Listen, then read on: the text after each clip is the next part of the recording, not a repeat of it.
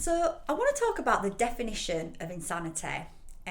So there's a quote attributed to Albert Einstein that says, the definition of insanity is doing the same thing and expecting a different outcome. So I just want you to listen to that again. The definition of insanity is doing the same thing and expecting a different outcome. And wow, isn't that the human condition? You know, how many times do we do the same thing in an attempt to get a new outcome? So whether that's a diet to lose weight, whether that's trying to give up an addiction like smoking or drinking, or whether that's maybe we're a workaholic and we're trying to work less, but we just end up going back to our same patterns of overworking and feeling in stress and feeling anxiety and feeling in overwhelm. And why do we do this? Why do we think that by doing the same thing we will get a different outcome? And it's because of our subconscious programming. So we've created subconscious programs in our mind, and the mind likes what's familiar. And often these subconscious programs are being created to protect us in some way, to protect us from what the mind perceives as pain. And once the mind has something that's familiar, to try and keep us away from some perceived pain, it will do everything it can to keep us in that pattern, even if consciously we've outgrown that pattern, even if consciously we know, oh my God, I'm so fed up of yo-yo dieting, I'm so fed up of trying to get healthier and just failing to go to the gym, I'm so fed up with smoking, I'm so fed up with drinking, I'm so fed up with working all of these hours. So consciously we know we've outgrown these patterns, but we're still in these energetic patterns. We're still stuck in the subconscious program. So one that I want to speak about, which we can, many people will resonate with this, and it's overworking, being a workaholic. I was definitely there. I used to work 12-hour days, weekends, and I used to say to myself, this is subconscious programming, right? I wasn't conscious that this was a subconscious program at the time that was keeping me stuck in this pattern, doing the same thing, and expecting a different outcome. I used to think that if I just worked more, I'd get on top of my work. There'd be less work to do. If I need to do this work because I'm a good worker, I'm responsible. But really what that subconscious program was really doing was keeping me from feeling not good enough, because actually the purpose of the program was to move me away from not feeling good enough. I didn't realize I had that program at the time, and if you are a workaholic out there, you most likely are carrying that program, and basically the whole of humanity carries this program. I am not enough. We're basically indoctrinated to believe that we are not enough through comparison, through judgment as children growing up, through when we are our natural selves being, really just molded into presenting ourselves in a way that's deemed as being presentable to the social norms, right? So we massively indoctrinated to believe that we are not enough, and then we do things like overwork to move away from those feelings of not feeling enough. We think that if we are working more, we're going to be more prepared, less likely we're going to be found out. And we don't normally do this consciously, that we're not enough. But eventually that does come into our consciousness, and we start to realise, but we're still kind of stuck in that subconscious pattern where we kind of realise that I don't feel good enough. I don't feel enough, so I feel like, so we might start to get to a point where we realise I don't feel enough. Like I start to realise I didn't think I was smart enough, that's why I was working all these hours. But we can be at that point but still continue to do the same things, expecting a different outcome. So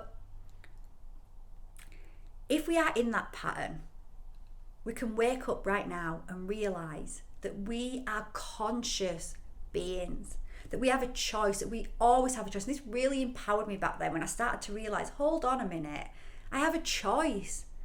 I have a choice. The more I work, the more work finds me. I started to realise that. That subconscious program that was telling me, if you work more, you'll get on top of your work, and you'll feel better. Okay?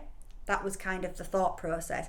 Just do more hours, get more done, I'll feel better, and I'll be prepared, and I'll look less like I don't know what, I'll feel smarter. What I started to realise was that it actually does the opposite. The more that I work, the more work I am given. The more that I work, the more overwhelmed I feel, the less better that I feel. So I started to realise the opposite was true of what I'd kidded my program to my subconscious to keep me from feeling uncomfortable of not being good enough. And I started to realise that, hold on a minute, this is my choice. Because I used to feel some resentment towards my boss at the time, who in my mind, I was like, she gets paid more than me, she works less hours than me. I actually felt resentment towards her. God, that was my unconscious pattern then. I felt resentment, but really, I wasn't feeling resentment towards her. I was feeling frustration towards the self, because by working more, I wasn't feeling better, I was feeling more overwhelmed. By working more, I was damaging my health. By working more, I wasn't proving to myself that I was smart enough, that I was good enough. I was proving the opposite. So it starts to prove the opposite. I was proving to myself that I don't value myself. I'm not important. My time's not important. My health's not important. So I was actually, not only was it giving me more work, making me feel bad, not better, it was actually ingraining the things that I was trying to move away from, the things that those subconscious programs were originally created for, to move away from. So then I started to wake up, realise, and we can all do this now, we can all make a conscious choice right now to realise that it's an illusion. It's an illusion of the subconscious mind, and you are not the mind. You are the soul. You are spirit. You are consciousness. And if you're starting to feel like you're not good enough, then you can take conscious steps. You can take conscious steps to start reprogramming the truth, to start showing yourself that you are enough, you do matter, you are important, and you have a choice. And you can realise if you keep choosing to overwork, if you are resonating with my story and what many people are, because you feel like you've got to, you can start realising those lies that the subconscious gives you, and realising that actually ingrains those beliefs even further, and you've got a choice. And you can make a choice to respect your time, to respect your health, to respect yourself. And when you do that, not only do you start to change and dissolve those programs of not being enough, but actually you become more productive. That's what I found, because you're not in overwhelm. If you're in stress and you're in overwhelm, it's a fact. It's an actual fact that you become dumber. And I mean this with love. I'm not saying that I was dumb when I was overworking, but actually I was pretty dumb in terms of, I was pretty irresponsible to the self, because I was putting my body into stress. And a bit of stress is absolutely fine, it's good, it motivates you, but most people live in stress. And when you live in stress, you are bringing down your immune system, you are making yourself more susceptible to having a breakdown, to developing some kind of serious illness, to heart attacks, to depression, to anxiety. So not only are you doing that, but the blood starts to move away from the part of your brain that makes good decisions, your creative skills, so you become less creative. You can't make decisions as good as you would do, so you are not performing at your best. It's a fact. We delude ourselves to think the more that we're working more, we're getting more done, but we are not. It's a delusion. It's a big delusion. I hope one day in the corporate environment that will, really run through the corporate environment, the culture, and they'll realise that having employees working like that does not serve the business in the long run at all, because people become less creative, you make more bad choices, you make more mistakes. Whilst there's nothing wrong with mistakes, you make mistakes that don't need to be made, that can be costly. And actually what I found is when I started to make a conscious choice and I slowed down and I started respecting my time, I started giving myself the appropriate time at work, I started blocking out time at work to do the work that I need to do. Stuff I need to do, I block out time. And not only did I block out time, I doubled the time I thought I needed, because I realised I always underestimated how much time things needed to be done. And anyone working in the corporate environment will know that we don't work with perfect systems.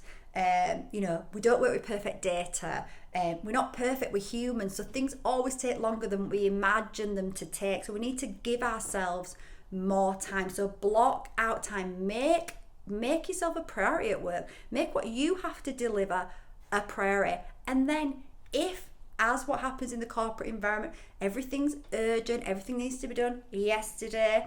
If that's the case, then you sit down with your manager and you say, right, what's my priority? And you reprioritize. And I'm not saying that you can never give and be flexible, but you've really got to make a conscious choice to value yourself, because work's never going to do that for you. No one's going to do it for you, and you're going to live in overwhelm. You're going to damage yourself.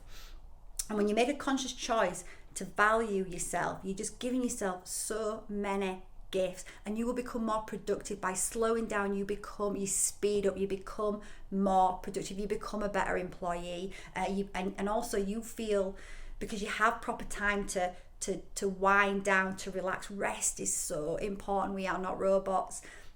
Because you have that proper time to have fun, enjoy time with your friends, your family. Then when you're at work, you are focused, you are on, you are so much more productive. But also, if you've got children at home, there is indirect benefits to your children, because children learn from the parents, and we've learned from our parents, and they've learned from them, and we've all been passing on these unconscious behaviours that are damaging to self, that tell the self we're not important, we don't matter.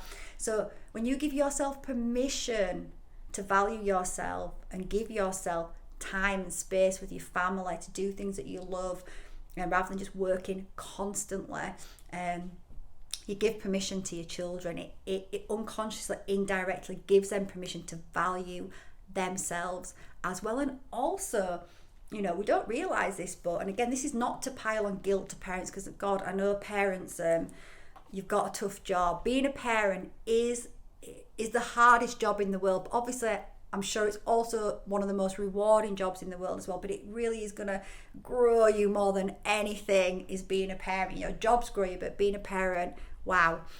I really respect parents. But often we're going to work, right, and we're working all those hours, and we're telling ourselves as well, I'm doing it to create this stable environment for our children.